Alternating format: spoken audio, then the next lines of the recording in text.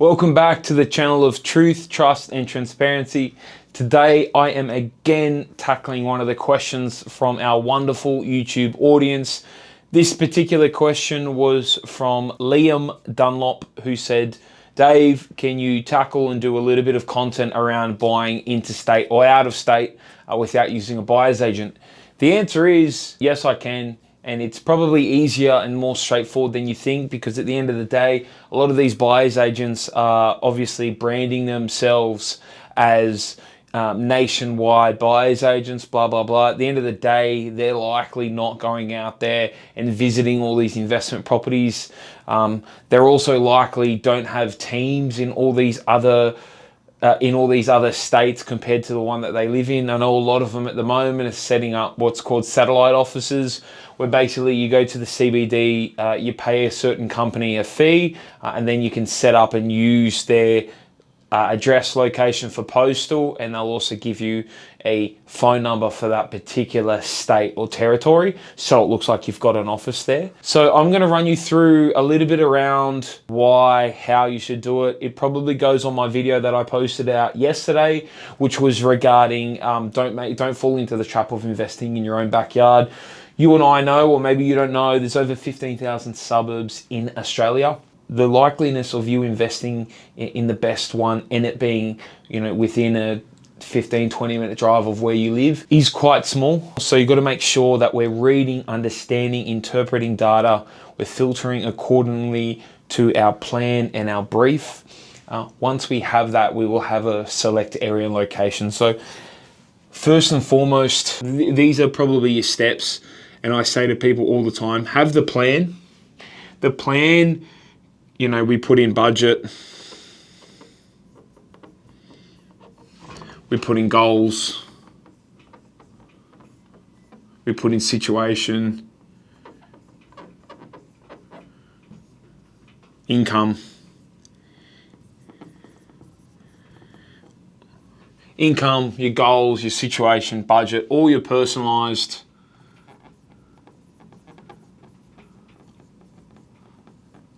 details. Now, a lot of buyers agents actually won't do this part, and I think this is what sort of makes our course unique, is we do this plan. We put all these things in. From the plan, you will then get what you need to buy, what years, what you're looking for. Now, because we've got the plan, we've got the goals, we've got the situation, we've got the budget, this will then give you price point, which will then give you, because we're relating it back to the plan, which will allow you to find the suburbs. Now, if that suburb isn't going to be where you're living when you get down to this point, a lot of people will skip this and go straight to the suburb. But my question is going to be, well, what is the long-term plan? How long are you holding that property for? That will inform things like the structure, the hold period, what data points you look at. So without doing this, you can't just jump this point. So once you get suburbs, there's going to be a few ways that you're going to do it. Now, what you're not going to do when you're buying in, let's just say I'm in New South Wales at the moment. Let's just say I want to buy in Queensland, and I've narrowed it down to the suburb, and I'm starting to talk to a few agents, and there's going to be a couple of properties pop up for sale and say, hey, Dave, look, this is a property that we've got.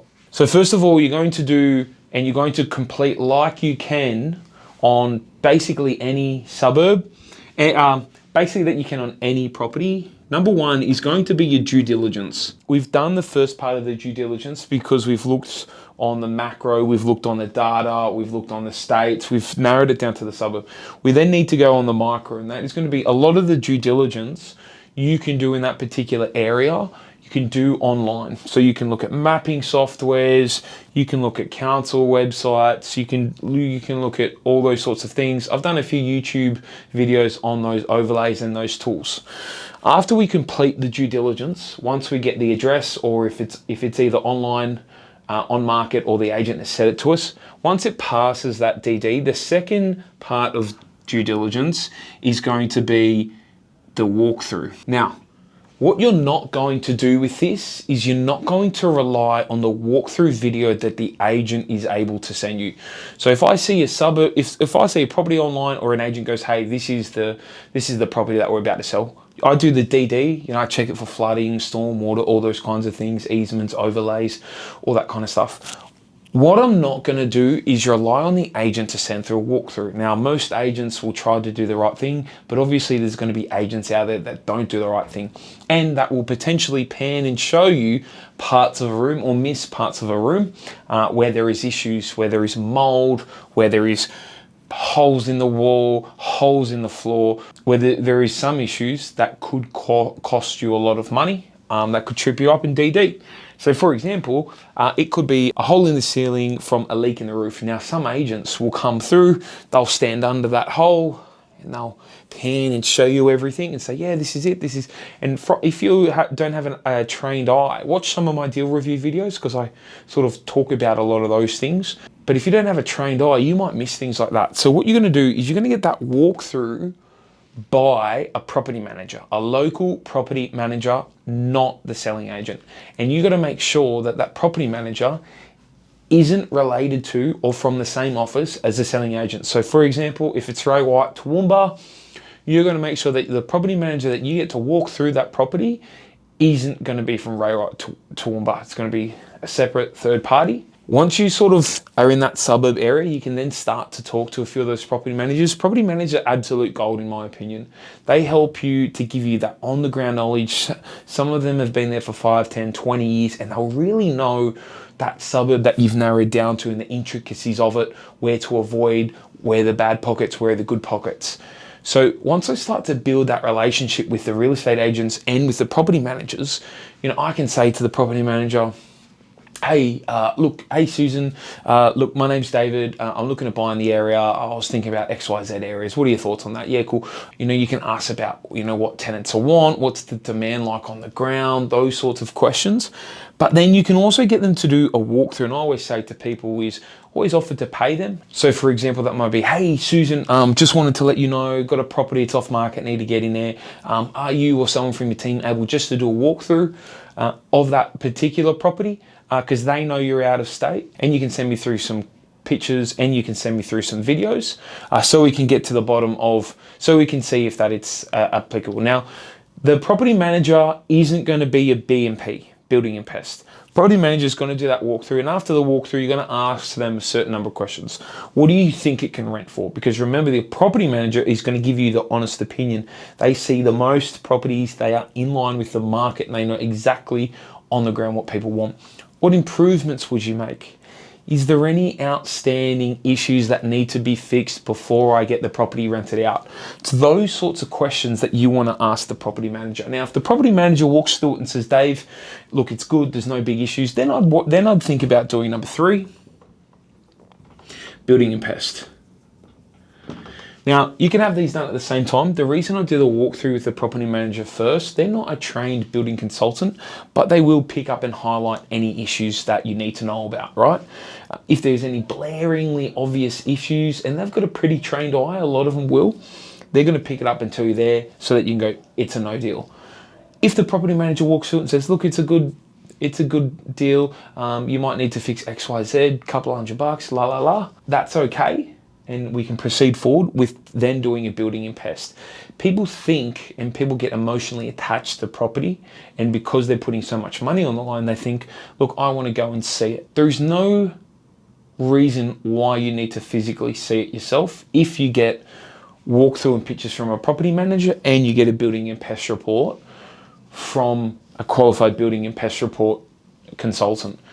I believe these two guys will highlight any particular issues. Building and pest is going to be building, so things like structural, termites, any of those sorts of issues, pests, all those sorts of things. So if I'm buying out of state, let's summarize this. If I'm buying out of state, firstly, my plan will dictate what the price point is that I'm looking for and what the strategy is for that particular property. So for example, if I need 5 properties and I need to hold on to them long term, I'm looking at, with my salary, okay, I'm looking at a $550K purchase. I know I'm looking for a market where I can hold a property for 20 years, 30 years. So that is going to dictate the type of data points that I'm looking at when I'm doing my suburb data research. From there, I get to my short list of suburbs. I'll start talking to agents. I'll start talking to property managers. Then once I get a deal, either from an agent relationship or from a property manager, you're going to do your desktop due diligence, everything that you can get done on a computer. You'll also get the contract at that stage, hopefully, and be able to send that on to your conveyancer. You will then, once it's past that stage, you can then proceed to a walkthrough. So once I know it's clear of bushfires, all those overlays, proceed a walkthrough from a property manager from a different office compared to the real estate agent. Once we get the feedback and usually you want to try to get that property manager in there ASAP, not wait for the open house on the weekend. We get that walkthrough done, we get the feedback from that agent, we ask them the right questions, you know, what is it, what needs to be done, how much can it rent for, are there any issues with the property? Oh, there's a couple of issues, XYZ. Do you have someone on the ground that will be able to handle those issues for us? Yes, what do you think it can cost? Perfect, they're the sort of questions you need to ask. Once I can confirm that, then I will proceed to a building and pest by someone that's local on the ground. Obviously, once I select my suburbs, then I'm selecting my property managers and my building and pest consultant, and I'm getting those guys ready, getting fee proposals, those sorts of things, talking to them. Once I get the building and pest done, then you've done all the work as soon as possible. Usually you can get these guys done in a couple of days. Then you can proceed on to, you know, that offer stage, or you might confirm. You can also, at this stage here, after you've done the walkthrough, you can then put in a offer to the real estate agent, subject to building and pest also, depending on that timing. So that's how I do it. Mr. Dunlop, I hope this has been great value for you. And it's provided some clarification just on how you would be buying in another state and not using a buyer's agent. This is exactly the framework that I would use. Any questions, queries, let me know in the comments. And as always, I'll see you guys tomorrow. If you found value in this video, would really appreciate it if you did subscribe. Try and hit 2,500 subscribers by the end of the year. So share it with someone that's also maybe looking to buy interstate. And we'll go again tomorrow. See you guys soon.